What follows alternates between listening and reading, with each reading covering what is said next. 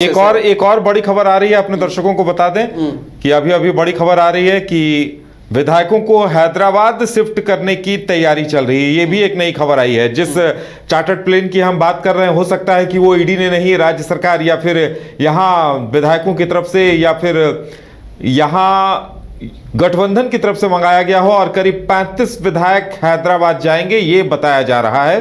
तो बड़ी खबर आ रही है कि करीब 35 विधायकों को बाहर ले जाने की तैयारी है। चार्टर्ड विमान से हैदराबाद जाएंगे विधायक। ये एक और बड़ी खबर आ रही है कि झारखंड के जितने भी विधायक हैं, सत्ताधारी दल के जो महागठबंधन के विधायक हैं, उन्हें बाहर ले जाने की तैयारी है और शायद इसी वजह से एयरपोर्ट पर एक चार्टर्ड विमान भी दिखाई दे रहा है।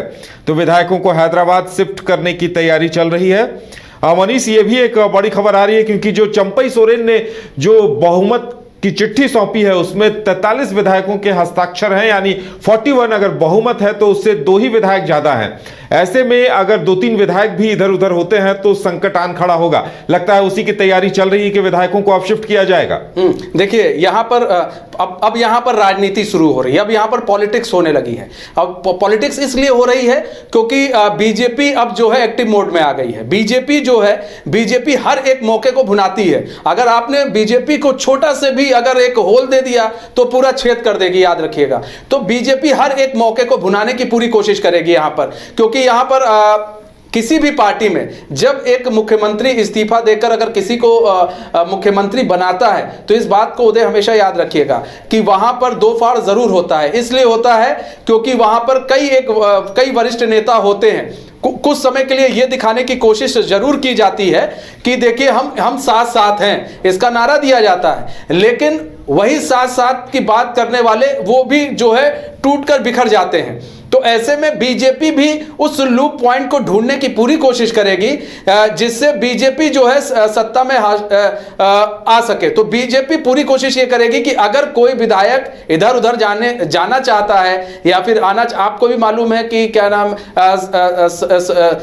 सरिता सोरेन, ये भी सुसीता सोरेन, माफ कीजिएगा, सीता सोरेन जो है ये नाराज चल रही थी कि कल्पना सोरेन अगर मुख्यमंत्री बनती हैं तो हम इसका विरोध करेंगे। आपको क्या लग रहा है कि क्या नाम है वो चंपई सोरेन से खुश है? नहीं, क्योंकि चंपई सोरेन जो है वो मुख्यमंत्री हेमंत सोरेन के बहुत खास थे। कहा जाता है, ऐसा सुना जाता था कि वो चाचा भी कहते थे।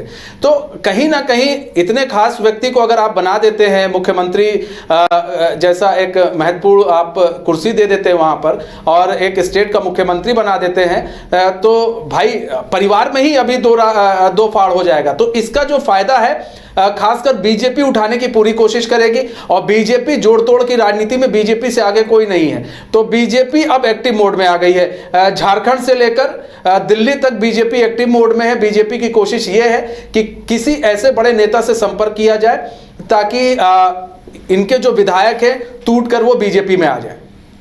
बिल्कुल, और शायद यही वजह है कि राज्यपाल ने जिस तरह से वक्त ले लिया है महागठबंधन को, तो उम्मीद थी कि जैसे ही वो बहुमत की चिट्ठी देंगे विधायक दल की बैठक के बाद हेमंत सोरेन की तरफ से और चंपई सोरेन को नया नेता चुनने की जानकारी दी जाएगी, उसके बाद से ही उन्हें सीएम शपथ लेने के लिए फिर से आमंत्रित किया जाएगा। लेकिन ऐसा नहीं हुआ है और शायद यही वजह है कि अब विधायकों को शिफ्ट करना महागठबंधन की मजबूरी होगी, क्योंकि अगर उनमें से 2-3 विधायक, क्योंकि 4 विधायक बताया ये जा रहा है कि 47 का बहुमत का आंकड़ा था, लेकिन उसमें से सीता सोरेन, लोबिन हेम्ब्रम, इन्होंने उस पर हस्ताक्षर नहीं किए हैं। चमरा लिंडा और एक रामदास सोरेन है, ये 4 विधायक वहां मौजूद नहीं थे, बैठक में भी नहीं थे और इनके हस्ताक्षर भी नहीं है। यानी जो 47 का जो आंकड़ा था वो 43 पे है और 43 विधायकों ने हस्ताक्षर करके दिए हैं। और अब ऐसे में कुछ विधायक और अगर वहां से टूट जाते हैं तो सरकार बनाने पर बड़ा संकट आ सकता है। ऐसे में राष्ट्रपति शासन का विकल्प बचेगा। तो लगता है कि ऐसी स्थिति ना आए, इसी की कोशिश है और शायद हो सकता है कुछ ही देर में विधायकों को शिफ्ट किया जाए। देखिए उदय, अब यहाँ पर देखिए 43 का आंकड़ा ही इनके पास है, 47 का आंकड़ा होना चाहिए, यहाँ 41 का होना चाहिए, 41 का होना चाहिए और यहाँ पर इनके पास 43 है जी, ठीक है। और यहाँ पर इसको समझना बहुत जरूरी है कि अभी तक राज्यपाल ने भी कुछ भी हामी नहीं भरी है। इसीलिए बार बार ये कहा जा रहा है कि सबकी निगाहें राज्यपाल पर टिकी हुई हैं। यहाँ पर सबकी निगाहें राज्यपाल पर इसीलिए टिकी हुई हैं कि अगर क्योंकि भाई चंपई सोरेन अगर मुख्यमंत्री बनते हैं तो उनके भी जो कुछ खास लोग हैं, अगर मुख्यमंत्री बनेंगे चंपई सोरेन, तो अगर उनके भी जो कुछ खास लोग हैं वो चाहेंगे कि भाई हम चंपई सोरेन हमें भी मंत्री बना दे, ये जो चुनाव होने से पहले हमें भी कुछ पद दे दे। उनकी भी लालसा है, ऐसा नहीं बिना लालसा के तो कोई राजनीति कर नहीं रहा है यहाँ पर।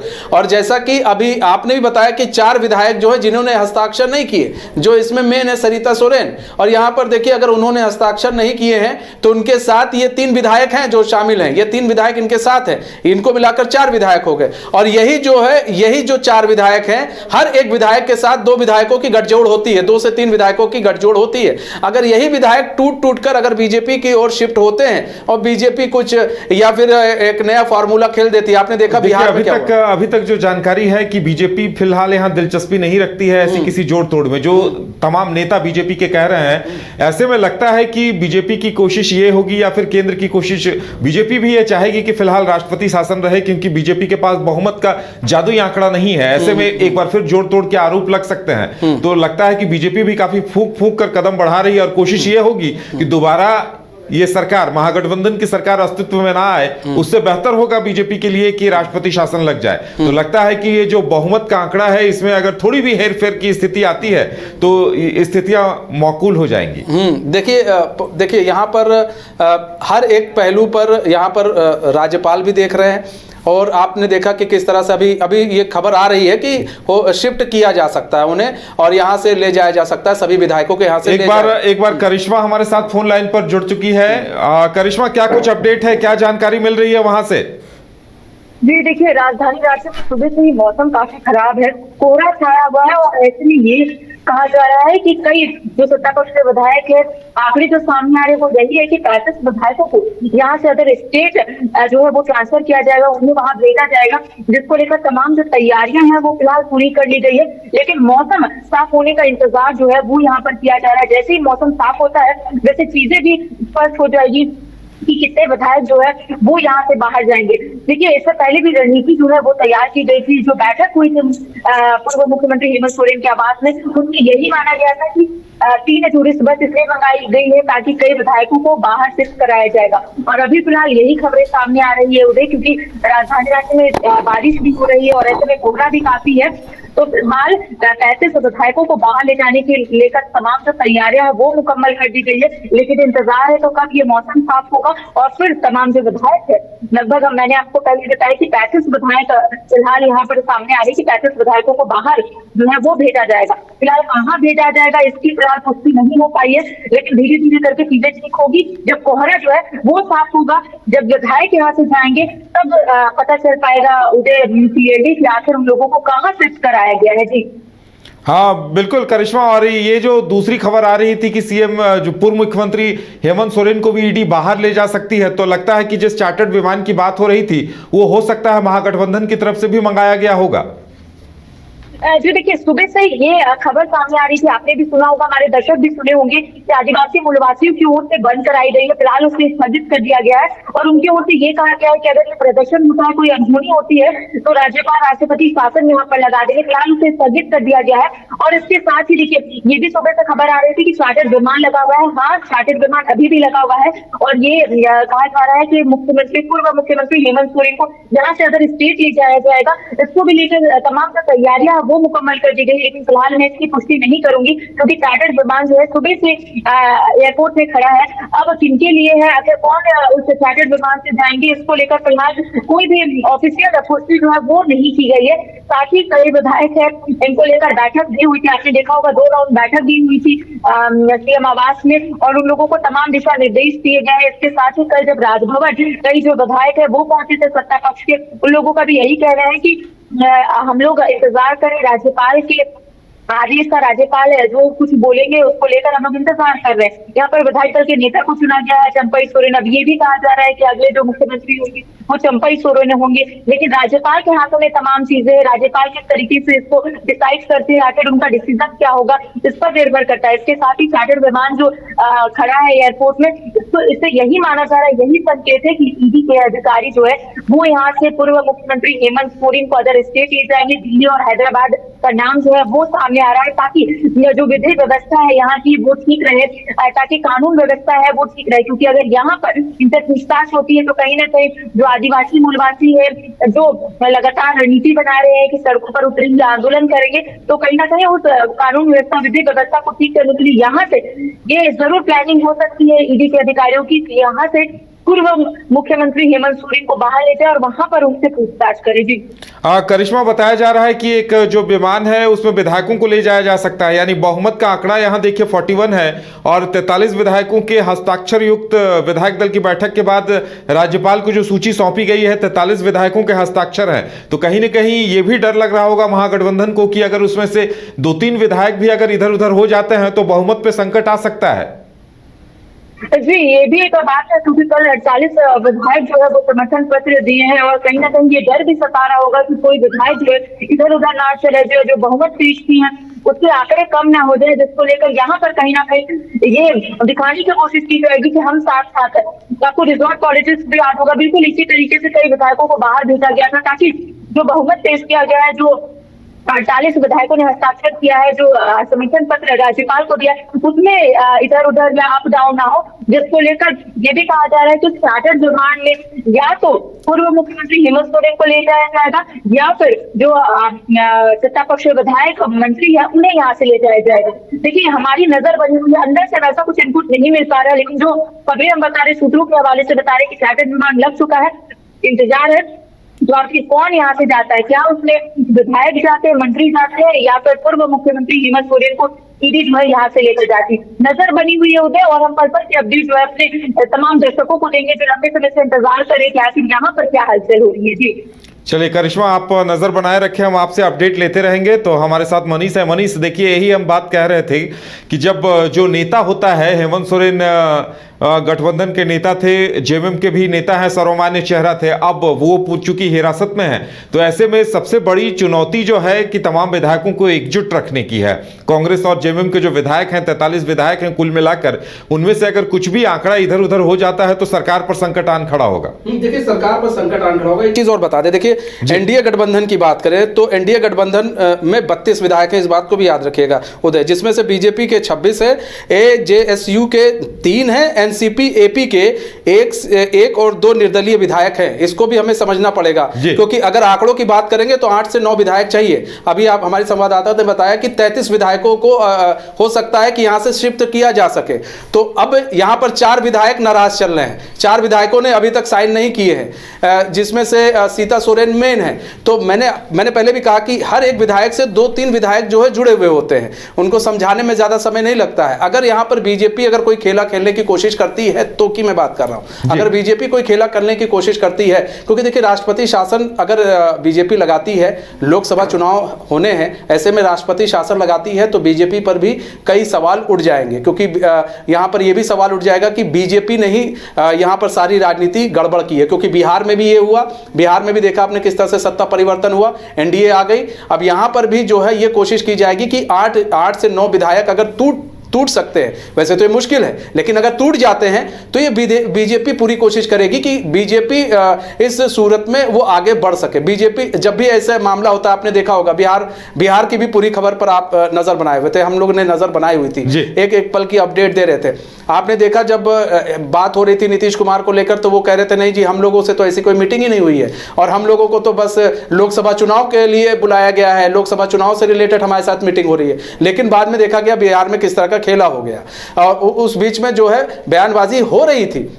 लेकिन उदय, हम लोग को इसीलिए हमें झारखंड की भी राजनीति को समझना पड़ेगा, क्योंकि मैंने कहा ना कि बीजेपी 17 सालों से मैं पत्रकारिता करते आ रहा हूं, मैं 17 सालों से बीजेपी को बड़े नज़दीक से देख रहा हूं, बीजेपी की बीट भी रही मेरे पास। तो बीजेपी जोड़ तोड़ की राजनीति में बीजेपी से आगे कोई नहीं है। बीजेपी ये कोशिश करेगी कि 8 से 9 विधायक अगर टूट जाते हैं, क्योंकि 33 विधायकों को ले जाने का मायने क्या है, आखिर हमारे पास 43, इनके पास जेएमएम के पास 43 विधायक है। अब जब जाएंगे तो सारे विधायक जाएंगे, तो यहां पर 33 विधायकों को, अगर सिर्फ 33 विधायकों को ले जा रहे हैं तो कहीं ना कहीं डर है जेएमएम को कि महागठबंधन की सरकार, ऐसा ना हो कि महागठबंधन की सरकार संकट में आ जाए और बीजेपी जोड़ तोड़ की राजनीति करके कहीं ऐसा ना हो कि 4-5 को कहते भैया तुम लोग बैठ जाओ और बाकी तो राज्यपाल देख लेंगे। बिल्कुल, कई सारे सवाल हैं और इन सवालों के जवाब तभी मिल पाएंगे जब ईडी पहले अपना निर्णय लेती है। सवाल इस बात पर है कि 24 घंटे के अंदर ईडी को कोर्ट में पेश करना है। अब ईडी उन्हें यहां पीएमएलए कोर्ट में पेश करती है या फिर दिल्ली लेकर जाती है, ये अपने आप में बड़ा सवाल है। और जिस विमान की बात हो रही है कि एयरपोर्ट पर चार्टर्ड विमान लगा हुआ है, तो उसमें विधायक जाते हैं या फिर ईडी की तरफ से उस विमान को बुलाया गया है, ये भी जानने की उत्सुकता हमारे दर्शकों के बीच होगी। हालांकि हम इंतजार करना होगा कि जवाब क्या कुछ आता है इसका, उसके लिए हमें इंतजार करना होगा। और हम एक बार फिर से नीरज से जुड़ना चाहेंगे कि पीएमएलए कोर्ट में, वो ईडी कोर्ट में मौजूद हैं, वहां क्या कुछ हालात हैं, क्योंकि अभी तक पेशी हो जानी चाहिए थी और लगातार अगर देर हो रही है तो उसके पीछे वजह क्या है, ये सवालों के घेरे में है। क्योंकि जिस तरह से लगातार इस बात पर सवाल उठ रहे हैं कि ईडी उन्हें कहां लेकर जाएगी, ईडी उन्हें अगर पीएमएलए कोर्ट लेकर जाना रहता तो अभी तक कोर्ट लेकर चली गई होती। हम कोशिश कर रहे हैं नीरज से संपर्क साधने की।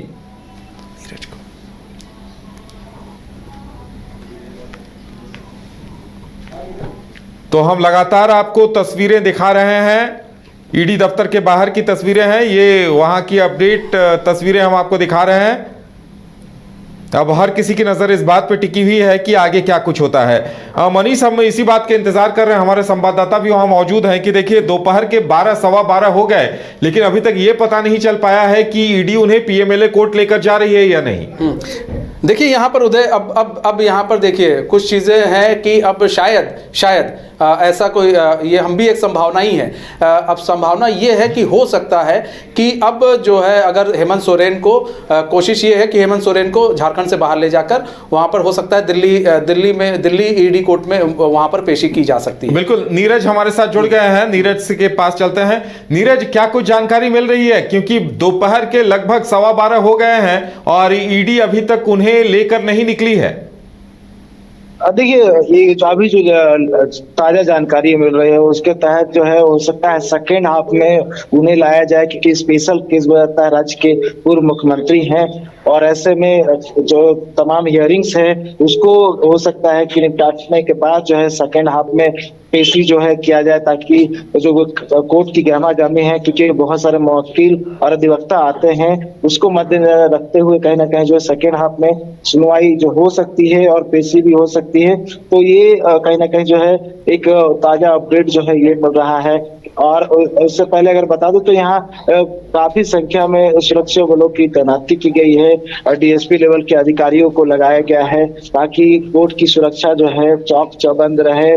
और जैप के जवान, झारखंड पुलिस के जवानों को भी लगाया गया है और रस्सी उन्हें दिया गया है, ताकि जो भी लोग उस घेरे में आने की कोशिश करें उन्हें उससे पहले ही रोक दिया जाए।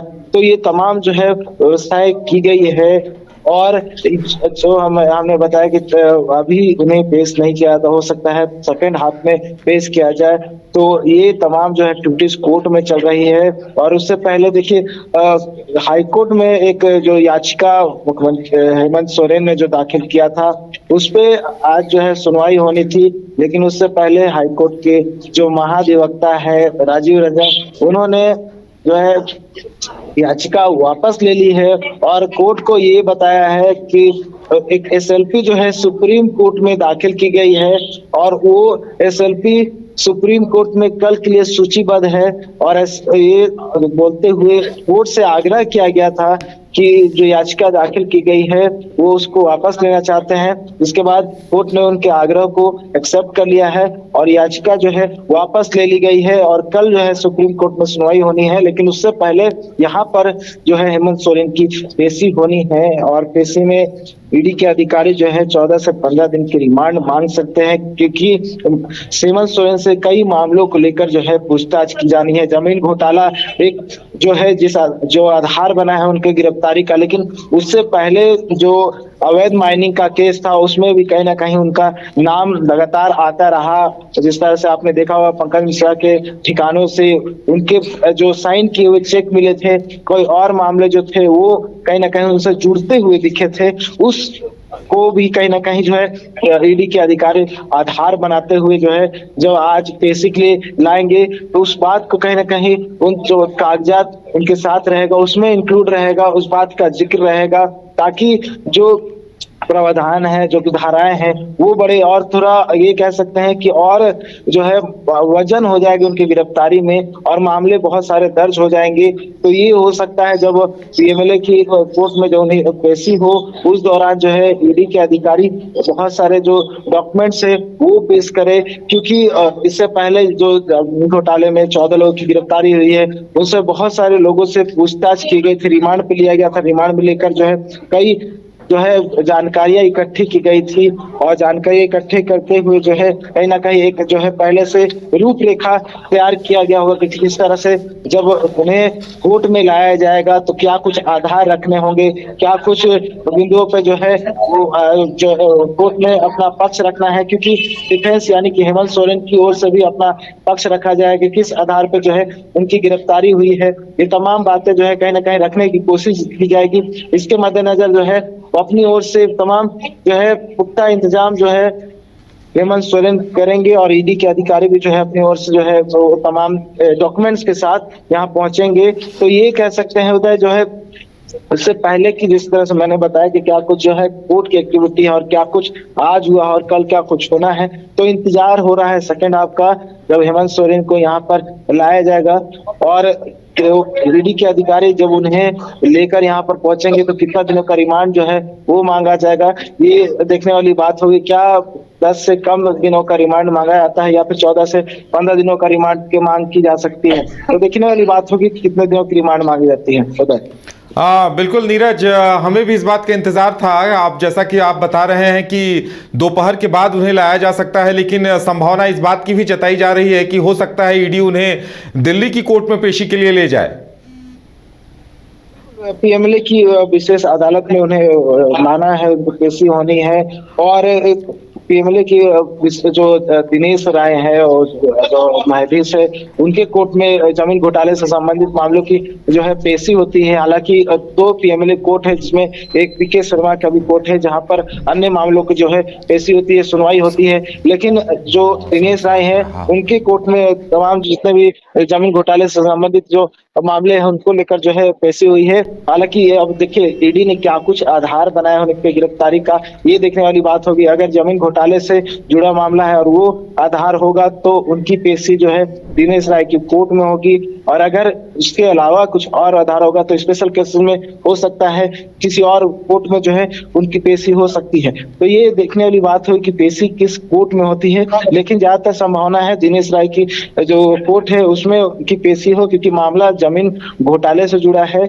और देखिए जमीन घोटाला से जुड़ा जो सबसे पहला जो मामला जब आज प्रकाश में आया था वो था 13 अप्रैल, जब ईडी ने झारखंड, बिहार और पश्चिम बंगाल के कई ठिकानों पे एक साथ तबीज देते हुए एक साथ 7 लोगों को गिरफ्तार किया था।